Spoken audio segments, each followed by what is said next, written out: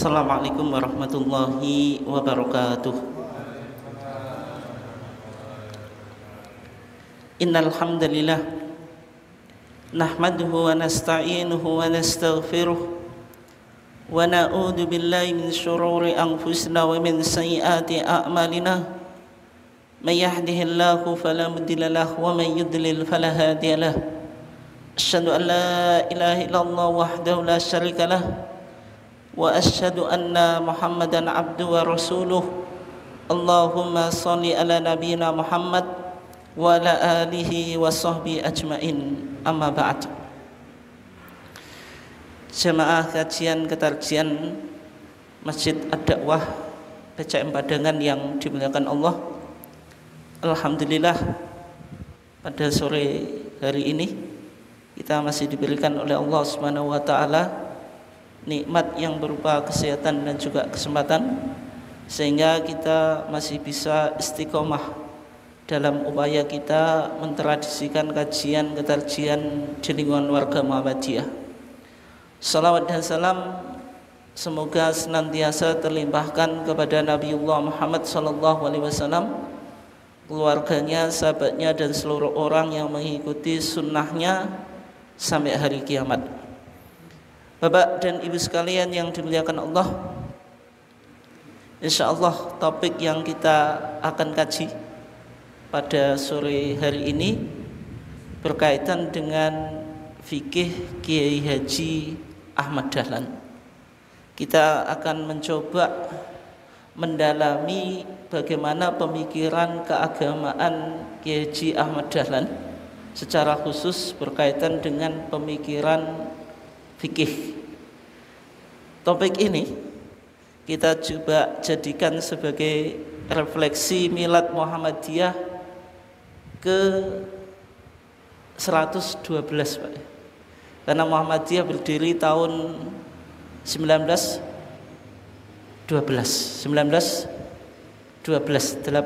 November 1912, sehingga usia Muhammadiyah sekarang sudah 100 tahun atau 112 tahun, sudah satu abad lebih 12 tahun. Bapak dan ibu sekalian yang dimuliakan Allah, karena topik kita berkaitan dengan fikih Kiai Haji Ahmad Dahlan, maka sebagai pengantar dari kajian kita coba awali dulu dari apa sebenarnya yang dimaksud dengan fikih gitu. Fikih atau al-fiqhu itu secara lugatan, secara etimologi artinya al-fahmu. Al-fahmu itu apa? Pemahaman. Sebagaimana ketika Allah Subhanahu wa taala menceritakan tentang apa yang dinyatakan oleh pengikutnya Nabi Syu'aib itu, ketika mereka tidak bisa memahami tentang isi dakwah Nabi Syu'aib itu. Qalu, mereka berkata, ya Syu'aibu, wahai Syu'aib, ma nafqahu katsiran mimma taqul. Ma nafqahu, kami tidak memahami, katsiran, banyak, mimma taqul, dari apa yang engkau yang ucapkan. Manafqahu itu maknanya apa? Manafhamu, kami tidak bisa memahami. Oleh sebab itu makna fikih itu secara bahasa artinya al-fahmu. Dan juga kalau kita lihat di dalam hadis Nabi, hadisnya ini cukup populer, Pak, yaitu Nabi Muhammad SAW bersabda, may yuridillahu bihi khairan yufaqihu fiddin. May yuridillahu bihi khairan, siapa yang dikehendaki Allah khairan, kebaikan, yufaqihu, niscaya Allah faqihkan dia. Yufaqihu di sini maksudnya apa? Yufahimhu, niscaya Allah pahamkan dia fiddin, dalam masalah apa? Agama. Berarti orang yang dipahamkan oleh Allah Subhanahu wa taala tentang agama itu intinya Allah menghendaki dia sebuah apa? Kebaikan. Kalau kita masih mau ngaji, Pak, oh saya penting untuk ngaji agama supaya saya paham apa? Agama. Itu berarti Allah masih menghendaki kita kebaikan. Tapi kalau misalnya dalam hati kita itu atau dalam pikiran kita, Pak, oh ngaji nggak penting, paling ngaji yo gak iso ndadekno sugih. Ngaji ambek gak ngaji yo padha wae. Tetap materinya nggak tambah. Itu materialis, mengikuti kalau aliran materialisme. Ya kita ngaji itu karena tadi, Pak, sebagaimana dalam hadis tadi, mayuridillahu bihi khairan yufaqihu fiddin. Berarti kalau kita dikehendaki Allah sebuah kebaikan, maka Allah masih menggerakkan hati kita untuk mendatangi majelis ilmu. Berarti kalau kita semakin benci majelis ilmu, semakin nganggap ilmu itu nggak penting, ngaji itu nggak penting, berarti kita dikehendaki Allah sebuah kejelekan. Mafhum mukhalafahnya kan gitu, Pak, logika terbaliknya. Mayuridillahu bi khairan yufaqihu fiddin. Berarti semakin orang nggak paham agama, itu sebenarnya semakin Allah menghendaki dia kejelekan, bukan apa? Bukan kebaikan. Nah, sehingga makna fikih itu secara bahasa al-fahmu, yaitu apa? Pemahaman. Al-Imam Abu Hanifah, Pak, yang merupakan imam yang dari 4 mazhab itu, mazhab yang tertua adalah mazhab Hanafi yang didirikan oleh Al-Imam Abu Hanifah An-Nu'man ibn Thabit Al-Kufi. Beliau ketika bicara tentang fikih, yang disebut fikih itu ma'rifatun nafsi ma'alaha wa ma'alaiha. Sebenarnya ini berkaitan dengan keyakinan. Karena dalam pandangan Imam Abu Hanifah, fikih itu ada 2. Ada al-fiqhu al-akbar, fikih yang besar, dengan al-fiqhu al-asghar, fikih yang kecil, Pak. Al-fiqhu al-akbar itu bicara tentang tauhid, tentang apa? Akidah. Tapi kalau fikih yang bicara tentang hukum itu apa? Al-fiqhu al-asghar, fikih yang kecil. Makanya Imam Abu Hanifah itu menulis kitab yang isinya akidah, Pak. Dikasih judul apa? Al-fiqhu al-akbar gitu. Tetapi di era Imam Syafi'i, Pak, pemahaman fikih itu semakin mengerucut atau semakin spesifik. Fikih bicara tentang hukum positif atau hukum formal. Sehingga definisi fikih di masa Al-Imam Asy-Syafi'i yang disebut fikih itu al-ilmu bil ahkam asy-syar'iyyah, ilmu tentang hukum-hukum syar'i. Al-amaliyah yang sifatnya praktis itu. Bicara tentang apa? Amalan, berarti bukan bicara tentang hukum akidah. Al-muktasab min adillatiha tafsiliyah, yang diambil dari dalil-dalil yang sudah terperinci, sehingga fikih itu hukumnya sudah pasti, Pak. Ada 5 hukum itu. Fikih bicara ini halal, ini haram, atau ini wajib, ini sunnah, ini haram, ini makruh, ini mubah. Berarti hukum yang sudah instan. Beda dengan usul fikih. Kalau usul fikih itu min adillatiha al-ijmaliyah, dalilnya masih global. Tapi kalau fikih sudah apa? Sudah jelas itu. Sehingga fikih itu sudah bicara 5 hukum taklif itu, Pak, tadi. Wajib, sunnah, haram, makruh, mubah itu. Nah, definisi ini muncul di era Imam Syafi'i. Bapak dan Ibu sekalian dimuliakan Allah, kita coba lihat bagaimana perkembangan tarikh tasyrik atau sejarah tasyrik di dalam Islam. Kiai Haji Mas Mansur, Pak, ini penggagas majelis apa? Majelis Tarjih. Yang beliau sama Mbah Ahmad Dahlan disebut apa? Sapu kawate Surabaya 1921 ketika Kiai Haji Mas Mansur masuk Muhammadiyah. dari diskusi yang dilakukan Kiai Haji Mas Mansur dengan Bayi Ahmad Dahlan. Karena Bayi Ahmad Dahlan ketika tablik di Surabaya Pak, itu suatu saat diundang oleh Kiai Haji Mas Mansur supaya tidak nginap di hotel tapi nginap di rumahnya. Karena Bayi Ahmad Dahlan nginap di rumahnya Kiai Haji Mas Mansur, terjadi diskusi gitu. Dan disitulah ketertarikan Kiai Haji Mas Mansur terhadap pemikiran keagamaan Bayi Ahmad Dahlan. Akhirnya 1921 Kiai Haji Mas Mansur masuk Muhammadiyah dan mendirikan cabang Muhammadiyah di Surabaya ketika itu. Dan ketika Kiai Haji Mas Mansur masuk Muhammadiyah, kata Bayi Ahmad Dahlan, wis tak sekel sapu kawate Surabaya gitu. Akhirnya Kiai Haji Mas Mansur ini ketika masuk di Muhammadiyah Pak, pemikirannya sangat progresif. 1929 beliau mengusulkan supaya di Muhammadiyah itu ada majelis tasyri' itu. Majelis tasyri' itu majelis yang fokus bicara tentang hukum Islam. Nanti lahir dari dulu Kiai Haji Mas Mansur mengusulkan majelisnya majelis tasyri', kemudian berubah menjadi majelis tarjih itu. 1928 Kiai Haji Mas Mansur itu menjadi ketua majelis tarjih yang pertama. Dan sampai beliau terpilih menjadi ketua umum Muhammadiyah. Di dalam buku yang ditulis oleh Kiai Haji Jarlawi Hadikusumo Pak, ini muridnya Ki Bagus, anaknya Ki Bagus Hadikusumo. Bukunya Matahari Muhammadiyah Pak. Ini tokoh-tokoh Muhammadiyah ini Mbah Yai Ahmad Dahlan, ini Mas Mansur gitu.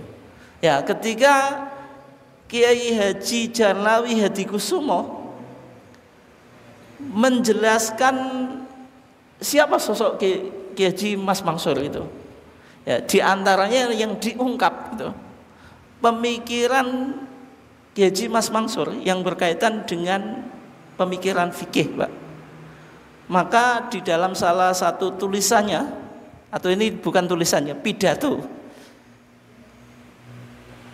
Mas Mansur, beliau bicara tentang 6 tahap perkembangan tasyri' Islam Pak. Yang pertama di masa hayat Rasulullah. Ya, ketika itu ya penyelesaian sebuah masalah itu diselesaikan oleh wahyu Pak. Karena Al-Quran masih periodisasi turun kan gitu.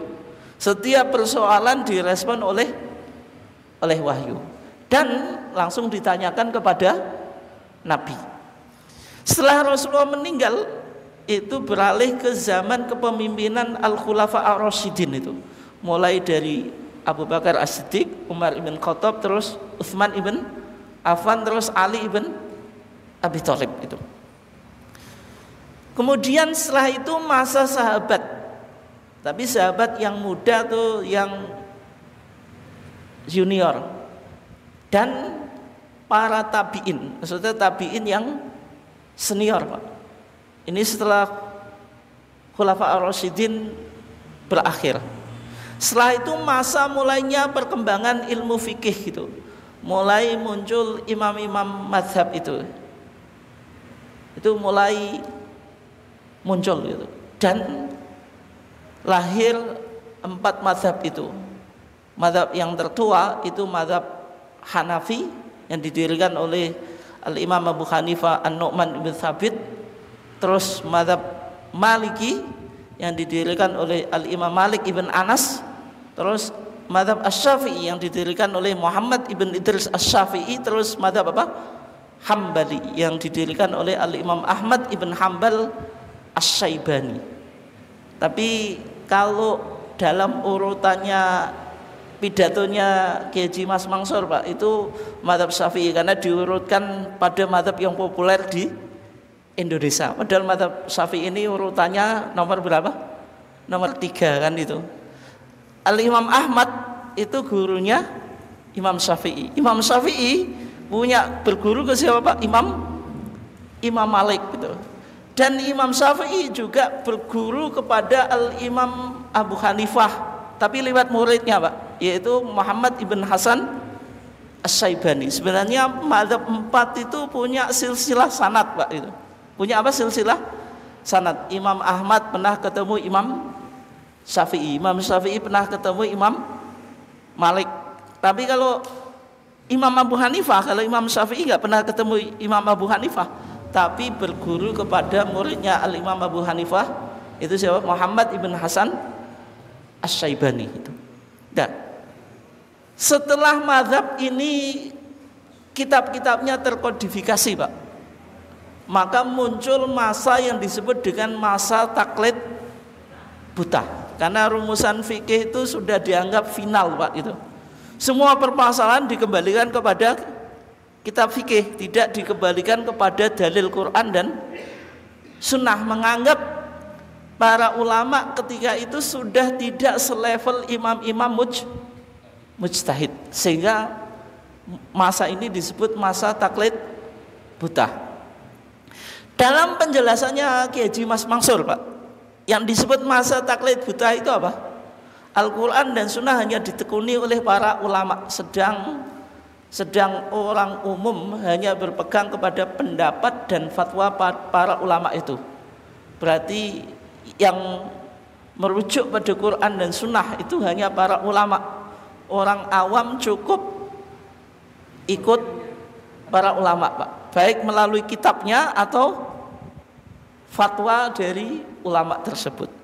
Al-Quran dan Sunnah telah mereka tinggalkan dan diganti dengan ulama itu.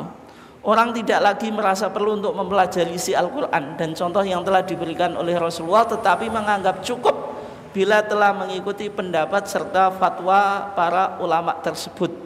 Bahkan apabila ada keterangan yang berdasarkan Al-Quran dan hadis tetapi menyalahi pendapat ulama, maka pendapat ulama itu yang lebih apa? Dipilih. Kamu itu siapa? Tidak mungkin selevel ulama-ulama mazhab. Maka masa ini disebut apa? Masa taklid buta.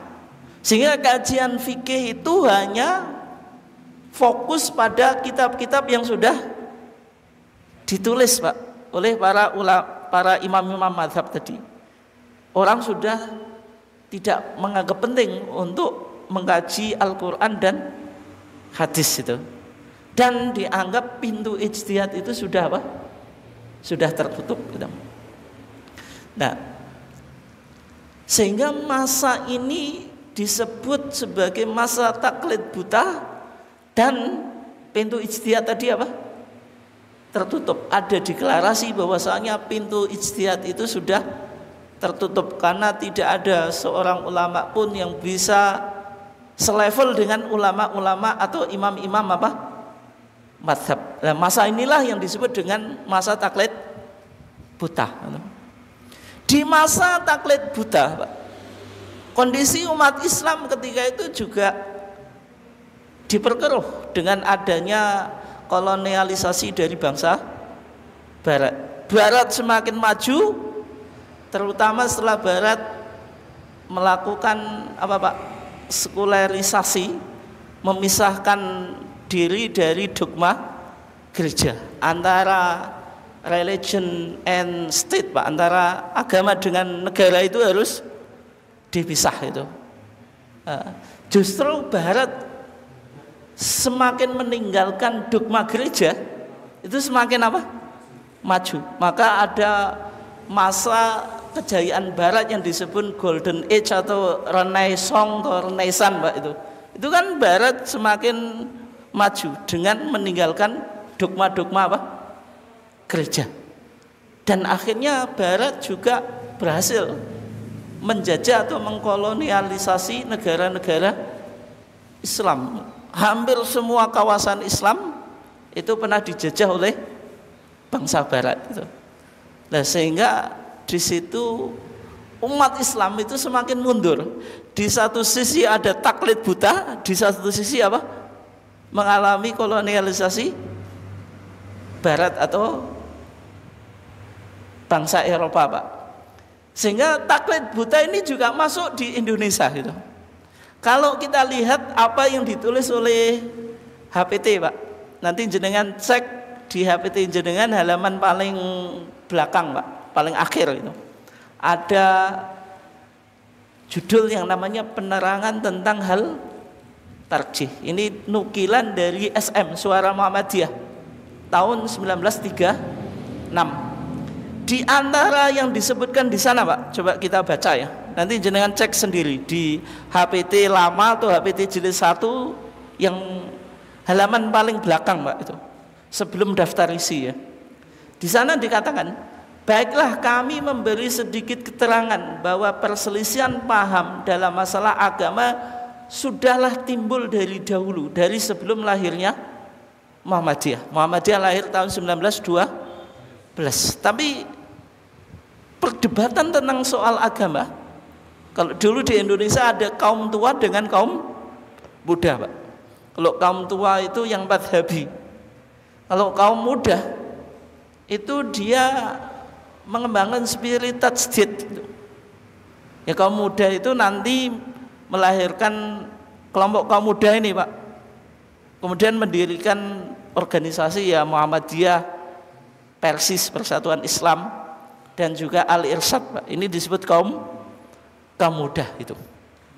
Ini kan sudah terjadi clash antara kaum tua yang cenderung madhabi, nanti menggunakan bingkai Ahlussunnah wal Jamaah, orang beragama harus mengikuti madhab itu dalam akidah Asy'ari, dalam fikih Syafi'i, dalam tasawuf Ghazali.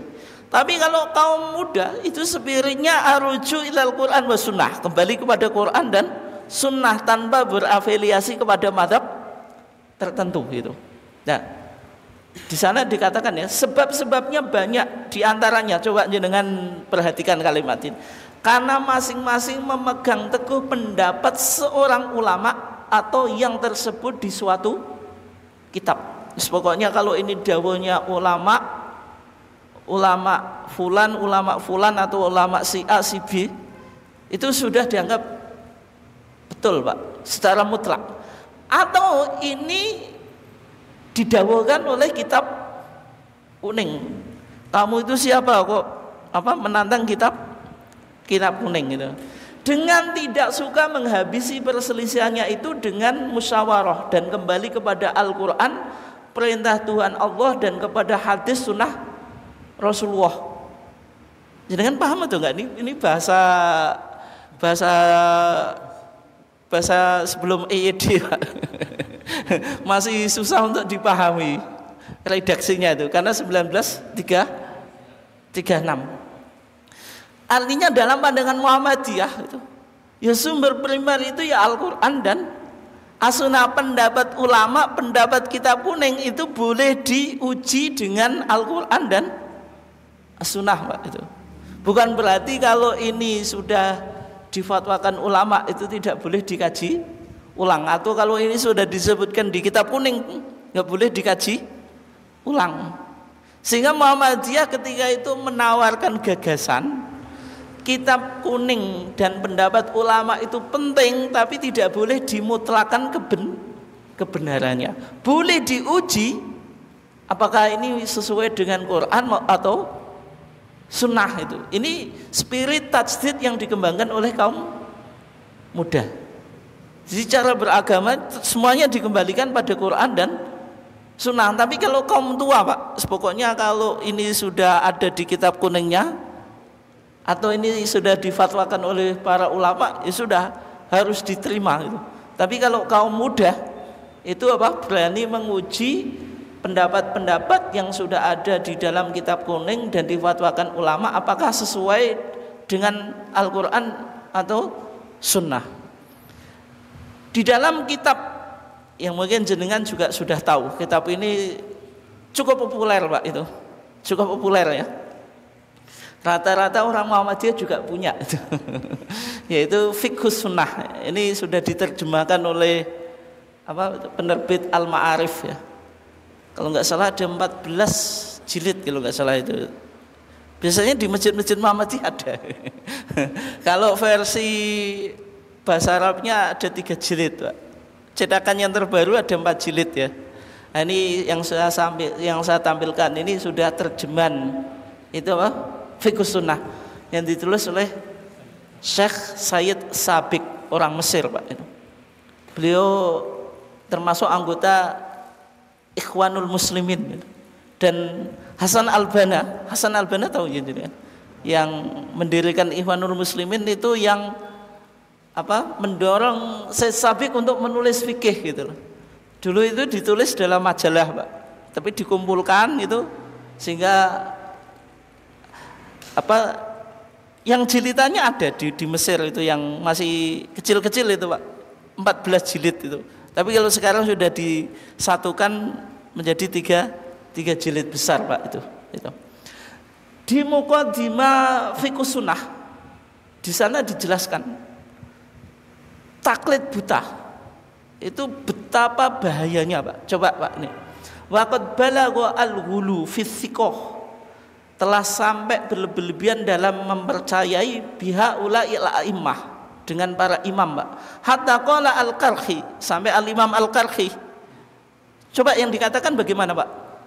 Kullu ayatin au hadithin, setiap ayat atau hadis yukhalifu ma'alai ashabuna, yang menyelisih pendapat sahabat-sahabat kita dalam mazhab, fa huwa muawwalun au mansukh, maka ayat atau hadis tadi harus ditakwil atau itu sudah dinasakh, berarti hukumnya tidak berlaku Pak. Ini contohnya betapa taklid buta itu sangat kuat. Kalau ada ayat atau hadis saja yang bertentangan dengan pendapat mazhab, bisa jadi ayat atau hadisnya tadi itu sudah dinasah Pak. Sudah dinasah itu apa? Sudah dihapus. Atau harus ditakwil, tidak dipahami secara dohir, tidak dipahami secara apa? Dohir. Maka sama Syekh Sabiq dikatakan Pak, wa bitaklid wa ta'assub lil madzahib faqada al umma al hidayah bil kitab was sunnah. Dengan taklid dan fanatik buta terhadap mazhab-mazhab, maka umat ini kehilangan petunjuk dengan berpegang pada Al-Qur'an dan sunnah.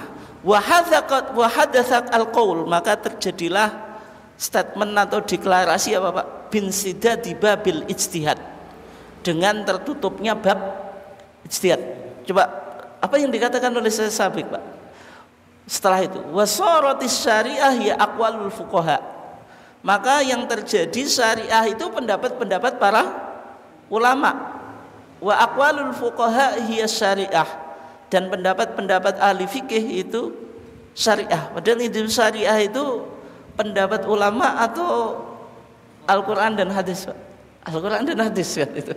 Tapi karena betapa fanatiknya ucapan ulama itu yang dijadikan landasan atau ini yang disebut syariah, padahal itu hanya penafsiran dari Pak Al-Qur'an atau sunnah. Al-Qur'an dan sunnahnya itu kan betul Pak, tapi penafsirannya belum tentu betul itu ya. Itu gambaran taklid yang ada dalam kitab fikih sunnah. Oleh sebab itu kelompok-kelompok yang disebut tajdidiyah Pak, atau mungkin juga salafiyah itu. Cuma ya salafiyah ini kan macam-macam ya. Artinya kalau kita sebut salafiyah itu tidak salafi yang dari Saudi Pak. Ya salafi dari Saudi itu bagian, tapi kelompok salafiyah itu tidak hanya yang model Saudi Pak gitu.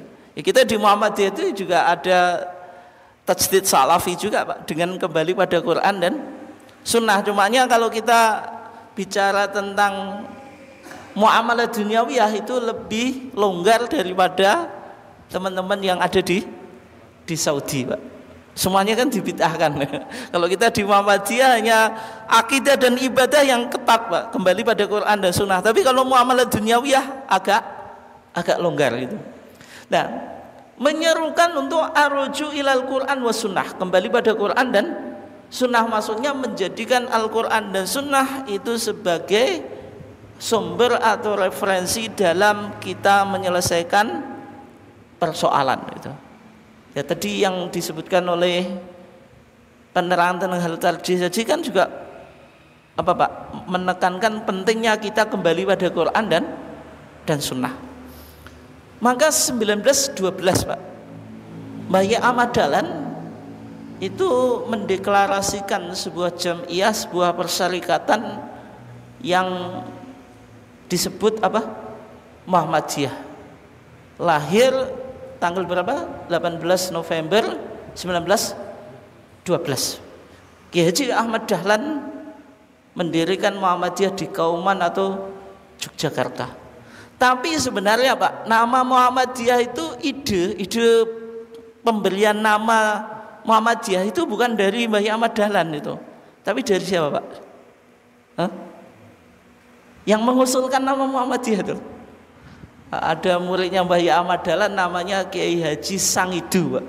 Kiai Haji Sangidu itu yang mengusulkan nama Muhammadiyah itu. Dan beliau orang pertama apa Pak yang memegang MBM Muhammadiyah itu. Kiai Haji siapa? Sangidu itu. Sangidu. Ya itu. Nah, Mbah Ahmad Dahlan ketika mendirikan Muhammadiyah itu terinspirasi dari banyak tokoh Pak. Yang pertama Muhammad bin Abdul Wahab. Ini dalam konteks dakwah purifikasi dalam akidah Pak. Makanya Muhammadiyah dalam konteks akidah anti apa? TBCS. Sehingga di konteks ini kita kadang-kadang sama dengan teman-teman Salafi Pak. Di konteks apa? TBCS itu. Tahayul bid'ah khurafat syirik. Dan Kiai Haji Ahmad Dahlan juga terpengaruh kepada Syekh Ahmad Khatib Al-Minangkabau. Nah, ini yang nanti apa Pak melahirkan semangat pembaruan di dalam Islam itu Pak. Ahmad Khatib Al-Minangkabau itu madzhabnya Syafi'i Pak, tapi beliau terbuka. Ini orang Minangkabau Pak, tapi hidupnya di Mekah Pak, dan menikah dengan ulama, menikah dengan anaknya ulama di Mekah Pak. Berarti menikah dengan anaknya ulama di Mekah, maksudnya istrinya ya Arab Pak. Dan mertuanya itu pernah digojoloki Pak. Punya mantu kok dari Jawa. Dulu disebutnya Jawa Pak. Jadi Nusantara itu disebut Ashabul Jawiyin kalau dulu. Orang Jawa, tapi bukan Jawa, tidak hanya Jawa kita Pak ini. Tapi semua termasuk Malaysia, Patani itu ya semuanya Jawa dulu gitu. Punya menantu kok orang Jawa. Padahal orang Jawa itu yakuluna al-hayyah, suka makan ular Pak. Ular itu maksudnya belut Pak. Dulu enggak, dulu itu di kamus gitu, ular itu kalau digambar kan kok di ular. Belut kalau digambar itu kan mirip ular, dikira orang Arab, orang Jawa itu ya suka makan ular, padahal ular sama belut itu beda. Kalau itu digojloki Pak, punya menantu gak dari orang Jawa. Orang Jawa itu makannya saja makanan nggak halal saja dimakan, suka makan apa? Ular gitu. Tapi maksudnya belut Pak. Tapi Syekh Ahmad Khatib Al-Minangkabau itu suatu saat diuji Pak, suruh khutbah tanpa kasih tag Pak, nggak usah dikasih tahu kok. Ya nggak ada tagnya, nggak ada pemberitahuan itu. Diuji apakah betul-betul fasih atau tidak. Setelah itu dikasih jadwal mendadak Pak. Kayaknya kalau jenengan kasih suruh maju khotib mendadak itu ya bingung Pak. Isogo gregeli terus khotbahnya terpotong di tengah jalan Pak. Itu padahal pakai bahasa kita, apalagi bahasa asing gitu. Tapi Syekh Ahmad Khatib Al-Minangkabau itu dikasih jadwal mendadak, ternyata cukup fasih Pak, melebihi fasihnya orang Arab itu. Orang Arab itu meskipun ngomongnya bahasa Arab Pak, tapi tarkib susunan nahwunya itu kadang nggak pas itu, karena mereka kan ngomongnya amiyah. Amiyah itu apa? Bahasa pasaran gitu. Nah, Syekh Ahmad Khatib Al-Minangkabau itu lebih fasih itu. Makanya beliau digelari Al-Khatib. Namanya Ahmad, Tapi Al-Khatib ini orang yang khutbah. Al-Minangkabau karena dari Minangkabau itu orang Indonesia itu. Dia mazhabnya Syafi'i tapi tidak anti terhadap modernitas, Pak. Baca tulisannya Muhammad Abduh, baca tulisannya Muhammad Rosyid Ridho dan seterusnya. Nah, terus Bayi Ahmad Dahlan ini yang membedakan Bayi Ahmad Dahlan dengan Kiai Haji Hasyim Asy'ari, Pak. Ini kan sebenarnya gurunya kan sama toh. Di Indonesia pernah berguru ke Mbah Soleh Darat. Mana Pak Darat itu? Semarang. Darat itu nama desa ya, karena tepi apa? Tepi pantai ya. Maksudnya darat itu daratan gitu. Enggak, desanya masih ada Pak di Semarang itu. Mbah Soleh Darat itu kan sering disebut mahagurunya Islam Nusantara. Dulu Kiai Haji Ahmad Dahlan, Mbah Hasyim Asy'ari itu nyantrinya di sana juga. Dikatakan Bayi Ahmad Dahlan itu usianya 16 tahun, sing Hasyim Asy'ari berapa Pak? 14 tahun kalau nggak salah itu. Terus pernah nyantri juga ke Mbah Syekhuna Khalil Bangkalan. Ketika di Mekah juga sama gitu. Kan dua-duanya ini kan habis belajar di Indonesia, kemudian kemana Pak?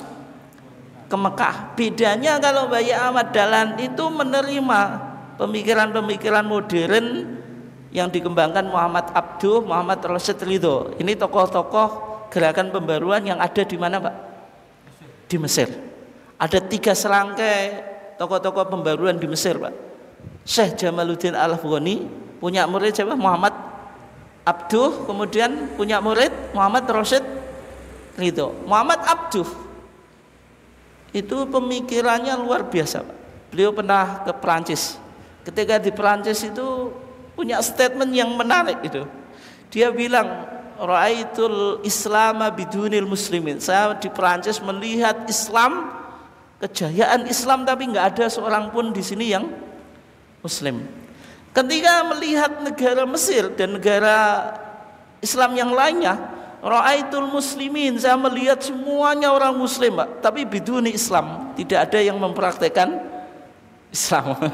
Karena Muhammad Abduh berkesimpulan, Pak, nilai-nilai Islam ini sudah ditinggalkan oleh umat Muslim. Islam ya hanya KTP gitu. Kalau kita kan bahasa kita sekarang itu Pak, ya kelihatannya Islam tapi KTP-nya Islam Pak, identitasnya Islam, tapi tidak pernah mengamalkan nilai-nilai Islam. Justru bangsa Barat yang tidak beragama Islam itu justru yang membawa nilai-nilai Islam Pak. Maksudnya gitu ya. Nah, dari tokoh-tokoh inilah maka Mbah Yai Ahmad Dahlan apa Pak? Mendirikan Muhammadiyah. Tapi yang menarik Pak, Mbah Yai Ahmad Dahlan itu sebenarnya backgroundnya itu ya tidak jauh dari ulama-ulama yang ada di Nusantara. Kitab-kitabnya yang dikaji itu ya kitab-kitab yang umum dipelajari di Indonesia gitu. Misalnya dalam fikih ya mazhab apa? Syafi'i, dalam akidah ya Asy'ari, dalam tasawuf ya Ghazali Pak. Di buku ini Pak, pelajaran Kiai Haji Ahmad Dahlan ini ditulis oleh apa? Kiai Haji Raden Hajid. Ini murid termudanya Mbah Yai Ahmad Dahlan. Mbah Yai Ahmad Dahlan itu kan nggak pernah menulis kitab tuh, nggak pernah menulis buku. Salah satu murid termudanya yang mendokumentasikan pemikirannya Kiai Haji Ahmad Dahlan itu siapa? Kiai Haji Raden Hajid. Ini yang beliau katakan ketika menjelaskan kitab-kitab yang dibaca oleh Mbah Yai Ahmad Dahlan, termasuk Ihya Ulumuddin. Itu kitab yang digemari oleh Mbah Yai Ahmad Dahlan. Mbah Yai Ahmad Dahlan itu dulu menjelaskan tentang ulama su', Pak. Ulama su' itu ulama yang apa? Yang buruk, yang jahat itu. Itu sudah dikatakan oleh Imam Ghazali di kitab apa? Ihya Ulumuddin. Dan Mbah Yai Ahmad Dahlan itu orangnya mudah tersentuh Pak. Kalau bicara akhirat itu betul-betul diresapi. Enggak kayak kita lah, kita bicara akhirat ya biasa-biasa saja, enggak tersentuh Pak. Dia sering ingat mati gitu, ingat hisab gitu. Dan enggak banyak mengeluarkan pemikiran, tapi yang penting action Pak itu. Makanya Mbak Ahmad Dahlan kan aksi gitu. Itu awal mulanya Mbak Ahmad Dahlan belajar Pak. Tapi ketika beliau sudah pergi haji yang kedua kali Pak, beliau banyak membaca kitab-kitab ulama pembaruan Pak. Misalnya Tafsir Al-Manar, kemudian Risalatul Tauhid Syekh Muhammad bin Abduh itu. Kemudian kitab At-Tawasul wal Wasilah Pak. Ini yang ditulis oleh Syekhul Islam Ibnu Taimiyah Pak. At-Tawasul wal Wasilah itu karena Mbah Ahmad Dahlan melihat praktek ziarah kubur di Indonesia itu sudah menyimpang dari tujuannya Pak. Orang ziarah kubur ke Sunan itu minta hajat Pak. Kalau nggak minta hajat ya tawasul. Makanya Mbah Ahmad Dahlan itu baca buku tadi At-Tawasul wal Wasilah itu untuk menjelaskan bahwasanya tawasul dengan orang yang meninggal itu pun tidak boleh gitu. Sebagaimana putusan tarjih yang ada di Kitabul Janazah kita Pak. Tawasul kepada orang yang meninggal itu meskipun khilaf di kalangan para ulama, tapi apa Pak? Potensi terjerumus ke kesyirikan Pak. Ya kan nanti beranggapan kalau kita doa enggak tawasul ke ulama yang sudah meninggal enggak bakal apa Pak? Terkabul. Tapi ketika keliru tawasul akhirnya meminta kan gitu. Nah, sehingga Mbah Ahmad Dahlan itu membaca kitab tadi At-Tawasul wal Wasilah yang ditulis oleh siapa tadi? Syekhul Islam Ibnu Taimiyah itu. Nah, sehingga fikih Muhammadiyah di periodisasi Kiai Haji Ahmad Dahlan itu sebenarnya ya masih coraknya mazhab Syafi'i Pak. Karena kan belum berdiri majelis tarjih. Tetapi pemikiran yang anti taklid itu sudah mulai apa? Dikembangkan. Mbah Ahmad Dahlan dalam rapat tahunan itu sering wasiat supaya warga Muhammadiyah itu kembali pada Quran dan Sunnah Pak. Menunjukkan spirit tajdid itu sudah ada, sudah apa? Sudah ada gitu. Mbah Ahmad Dahlan tadi mazhabnya Syafi'i. Tapi tiap kongres tahunan, dulu kongres ya, sekarang menjadi muktamar Pak. Tiap tahun dulu kan ada kongres itu. Pesannya Mbah Ahmad Dahlan itu supaya warga Muhammadiyah kembali pada Quran dan Sunnah. Ideologi keagamaannya berarti masih sebagaimana umumnya orang Indonesia ya bermadzhab apa? Syafi'i. Tapi sudah ada semangat kembali pada Quran dan Sunnah. Kalau ideologi sosial Pak, ini jelas ya. Mbah Ahmad Dahlan itu bergerak dalam dakwah sosial di 3 bidang itu. Feeding, menyantuni fakir miskin. Lahirlah apa? Lahirlah panti asuhan. Healing dalam dunia apa? Kesehatan. Lahirlah PKU. Schooling, mengembangkan sekolah, yaitu mengharmonisasikan antara pendidikan Barat model Belanda dengan apa? Pesantren. Karena ketika itu kan terjadi dikotomi. Kalau pendidikan pesantren itu ya kitab kuning saja, pendidikan Belanda ya hanya pengetahuan umum saja Pak. Nggak ada materi agama. Sehingga sama Mbah Ahmad Dahlan dua-duanya ini baik harus disinkronkan. Sehingga Mbah Ahmad Dahlan itu sebenarnya banyak memiliki pemikiran-pemikiran yang berkaitan dengan apa? Pendidikan. Kita coba lihat contohnya Pak ini. Di bukunya Kiai Haji Raden Hajid Pak. Bukunya tadi, berarti apa tadi namanya? Pelajaran Kiai Haji Ahmad Dahlan 7 falsafah agama dan 17 kelompok ayat Al-Quran Pak. Bukunya kecil ini, saya punya tapi saya nggak sempat bawa gitu. Ya. Di sana dijelaskan di antara pemikiran fikih yang sudah dimunculkan oleh Mbah Ahmad Dahlan Pak. 1889 itu Kiai Haji Ahmad Dahlan sudah berusaha untuk meluruskan arah kiblat dengan ilmu apa? Falak gitu. Ketika nggak berhasil meluruskan apa Pak? Membuat soft itu loh. Makanya kalau Masjid Muhammadiyah itu kadang softnya diluruskan.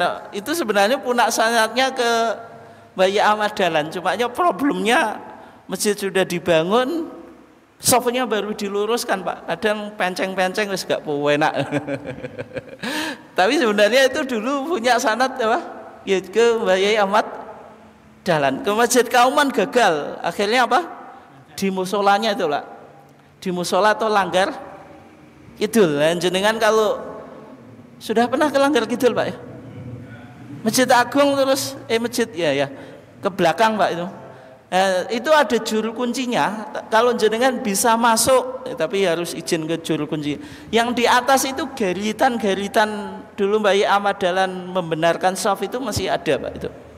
Nah, itu yang dilakukan oleh Bayi Ahmad Dahlan. Terus menggunakan hisab. Jadi Muhammadiyah ketika menggunakan hisab itu bukan pemikirannya Majelis Tarjih Pak. Bayi Ahmad Dahlan sudah mengawali. Kalau HPT kita bicara kitabus siam Pak, metode dalam menentukan bulan itu ru'yatul hilal, kemudian istiqmal, kemudian syahadatu adlin Pak, persaksian seseorang, terus au bil hisab yang ada di HPT kita Pak, putusan 1939 Pak. Itu baru 1939, tapi Bayi Ahmad Dahlan ketika masih hidup sudah menggunakan apa? Hisab. Terus sholat qobliyah Jumat 2 rakaat. Ini yang dikritik oleh Bayi Ahmad Dahlan itu. Kalau dalam mazhab Syafi'i Pak, sholat qobliyah Jumat itu kan ada. Dikiaskan dengan sholat apa? Qobliyah duhur Pak itu. Sehingga kalau dalam mazhab Syafi'i setelah adzan pertama itu sholat qobliyah dulu Pak. Setelah itu baru khotib naik mimbar Pak. Tapi dalam pandangan Muhammadiyah sholat qobliyah Jumat tidak ada Pak. Yang ada sholat qoblal Jum'ah Pak. Bedanya apa? Kalau sholat qoblal Jum'ah itu pokoknya jenengan datang, misalnya datangnya jenengan jam 11 itu. Yang jenengan lakukan apa? Sholat tahiyatul masjid. Sholat apa? Tahiyatul masjid. Terus apa lagi Pak?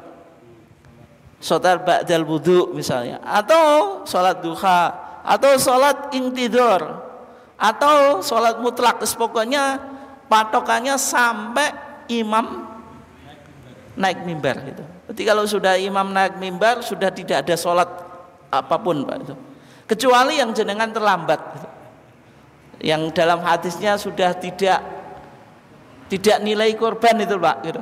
Soalnya kalau imam sudah naik mimbar kan apa? Enggak dicatat.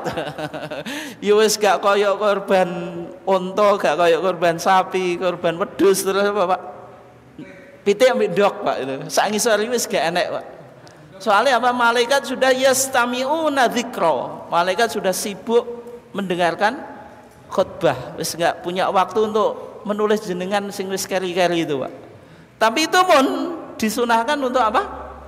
Salat tahiyatul masjid, Pak. Meskipun imam sudah naik mimbar. Tapi kalau jenengan datangnya awal, berarti salat sunatnya jenengan berakhir ketika imam naik mimbar. Bisa dipahami ya? Berarti kalau jenengan jam 11 ketika imam sudah naik mimbar, jenengan nggak boleh sholat gitu. Tapi kalau yang datangnya terlambat, sholat tahiyatul masjid itu ya.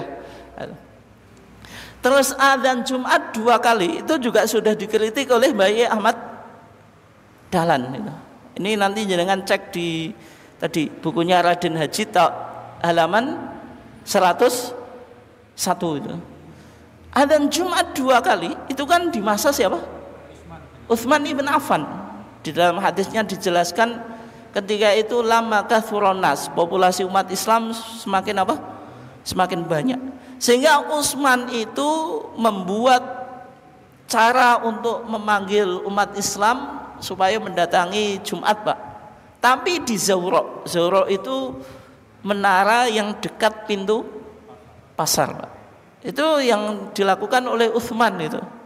Di masa Nabi, Abu Bakar, As-Siddiq, terus Umar bin Khattab belum ada. Tapi Utsman bikin adzannya di Menara Zawra Pak namanya, di dekat pintu pasar. Kalau sekarang adzan Jumat yang pertama Pak di mana? Di masjid. Nah, alasan Muhammadiyah kenapa kok adzannya sekali Pak? Yang pertama mengikuti sunnahnya Nabi, karena Nabi kan cuma sekali di masa Nabi, di masa Abu Bakar dan Umar. Baru di masa Utsman menjadi 2 kali. Yang kedua Pak, alasannya itu alasan rasional. Kalau kita sekarang itu kan penanda waktu sudah jelas Pak. Oh ini hari Jumat, nanti masuk waktu Jumat jam sekian kan sudah ada jadwalnya Pak. Sehingga nggak perlu kita menggunakan azan yang kedua atau yang pertama Pak. Mau disebut kedua atau yang pertama sama saja. Itu ya. Ya karena kan sudah jelas gitu. Kalau dulu kan di zaman Nabi orang di pasar itu nggak tahu ini sudah mancing waktu apa Jumat atau belum, sehingga Utsman menganggap perlu untuk dibuat azan itu. Oke. Terus kata Raden Haji, taklid kepada ulama tanpa tahu dalil-dalilnya. Ini juga yang sudah dikritik oleh Mbah Ahmad Dahlan. Makanya pesannya Mbah Ahmad Dahlan tiap rapat tahunan apa Pak tadi? Supaya berpegang kepada Al-Quran dan As-Sunnah. Nah, di samping pemikiran-pemikiran fikih, meskipun pemikiran fikihnya belum lengkap kalau kita banding di masa apa majelis tarjih, tapi Mbah Ahmad Dahlan terkenal memiliki kontribusi Pak dalam pengembangan Muhammadiyah, yaitu yang berkaitan dengan apa tajdid sosial atau the theology of liberation, teologi apa pembebasan, mendirikan sekolah, merintis taman pustaka, kemudian mendirikan Aisyah Pak. Dan yang menarik Pak, Mbah Ahmad Dahlan itu punya pesan kepada ibu-ibu. Justru pesan atau wasiatnya ini dijadikan jargon kita berislam Pak. Kalau sekarang kan kita berislamnya apa Pak? Islam berkemajuan Pak. Itu punya sanadnya ke Mbah Ahmad Dahlan. Mbah Ahmad Dahlan pesan kepada murid-muridnya yang perempuan Pak, dadiyo awakmu kiai sing kemajuan Pak. Lan ojo kesel-kesel anggonmu nyambut gawe kanggo Muhammadiyah. Itu wasiat Mbah Ahmad Dahlan kepada para santriwatinya atau santri apa? Wanita itu. Bukan pada pria itu, karena menganggap peran wanita ketika itu masih wilayah domestik. Hanya apa Pak Bu? Sumur, kasur apa Pak? Dapur itu kan peran domestik itu. Sumur, kasur, dapur Bu katanya. Tapi nggak terima Pak. Nah terus maksudnya ibu-ibunya nggak terima ya. Nah 1921 itu Mbah Ahmad Dahlan juga sudah menggagas bahwasanya penyelenggaraan haji dan zakat Pak itu harus diorganisir. Gitu. Kenapa kok di Indonesia haji itu diorganisir Pak? Itu nggak lepas dari kontribusi apa? Muhammadiyah Pak. Zakat dulu itu diberikan kepada penghulu atau mudin Pak itu. Ya kan? Jenengan mungkin masih menangi Pak. Pokoknya mudin ini apa Pak? Kira. Kira itu Pak. Ya? Apa? Diarah no. Dulu mudin itu beras zakat fitri itu tumbukan Pak itu. Dikasihkan mudin ya sudah, enggak dibagikan ke lagi kan gitu. Nah, itu. Dan sehingga di Muhammadiyah itu mulai dia apa Pak? Dibentuk kepanitiaan. Sebagian masyarakat Pak itu masih fanatik. Zakat fitri itu enggak ada kepanitiaannya di zaman Nabi, sehingga enggak boleh dibentuk kepanitiaan. Tapi kalau dalam ijtihad Muhammadiyah boleh Pak itu. Kan untuk mempermudah dan jelas apa? targetnya. Kalau tidak ya nanti kembali ke masa dulu. Semuanya hanya di zakat fitri hanya diserahkan ke Mudin. Kemudian gerakan Al-Maun, Pak. Al-Maun ini menjadi pondasi apa, Pak? Tajdid sosial yang ada di Muhammadiyah. Sebelum kita tutup, Pak, ada kitab yang kontroversial, Pak. Kitab Fikih Jilid Telu tahun 1343 Hijriah, Pak. Kitab Fikih Jilid Telu dikarang lan den wetokake dening Muhammadiyah bagian Taman Pustaka Ngayogja. Cap kang sepisan, Pak. Nah, ini kan simbolnya apa, Pak? Ini Muhammadiyah, Taman Pustaka. Terus ada Taman Pustaka huruf Latin, Pak. Yogyakarta, Java atau Jawa ya. Ya, ini kitab ini dipopulerkan, diceramahkan, dikampanyekan oleh siapa, Pak ini? Kiai Haji Ahmad Marzuki Mustamar, Pak. Nah, ini termasuk di talun tahu, Pak, talun Sumberjo itu, Pak. Bawa kopiannya, Pak. Saya juga punya, Pak, di rumah. Semuanya kopian, di internet ada. Iki loh bukune Kiai Haji Ahmad Dahlan. Sing asli, Pak. Jadi asli ajarane Kiai Haji Ahmad Dahlan. Wis pokoke sapa wae sing cecekelan ulama, Pak, gak bakal tersesat. Nah, akhirnya ini panjenengan jawab podo karo NU, Pak. Lahir publikasi tentang kitab Fikih Jilid Telu, Pak. Ditulis oleh Muhammad Ali Sodikin. Muhammadiyah itu NU. Nah, Muhammadiyah itu NU, Pak. Padahal buku tersebut ditemukan tahun berapa? 1925. NU berdiri tahun berapa? 1926. Seharusnya judulnya keliru, Pak. Seharusnya NU itu Muhammadiyah itu. Ya kan 1925 kan belum ada NU toh, Pak. Kan 1926 seharusnya NU itu Muhammadiyah itu. Nah, ini juga clear, Pak. Muhammadiyah 1926 bermadzhab NU. NU belum lahir kok sudah bermadzhab NU kan gitu. Seharusnya apa, Pak? NU 1925 juga belum lahir. Nah, ini kesimpulan yang dipaksakan, Pak. Ya, kalau kita lihat tadi, Pak, ini kan nggak ada tulisannya Mbah Yai Ahmad Dahlan. Mana buku ini kalau ditulis oleh Mbah Yai Ahmad Dahlan? Tapi memang diterbitkan Taman Pustaka, Pak. Ada kemungkinan Taman Pustaka itu dulu hanya mencetak kitab, tapi tidak bertanggung jawab terhadap isinya.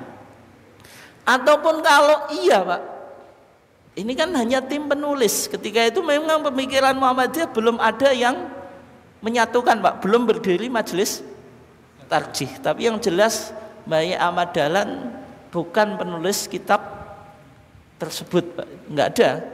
Mana? Mbah Yai Ahmad Dahlan meninggal tahun berapa? 1923, Pak.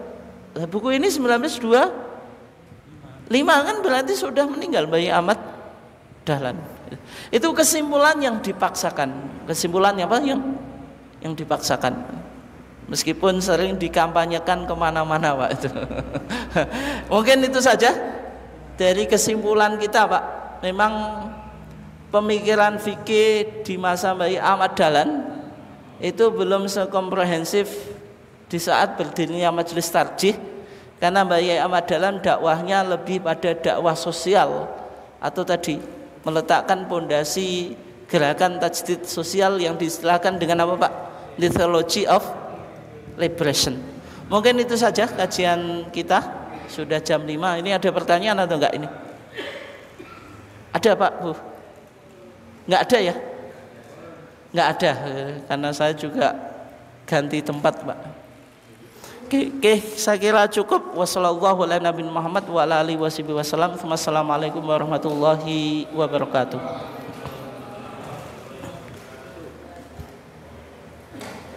Pak, gesang enggak?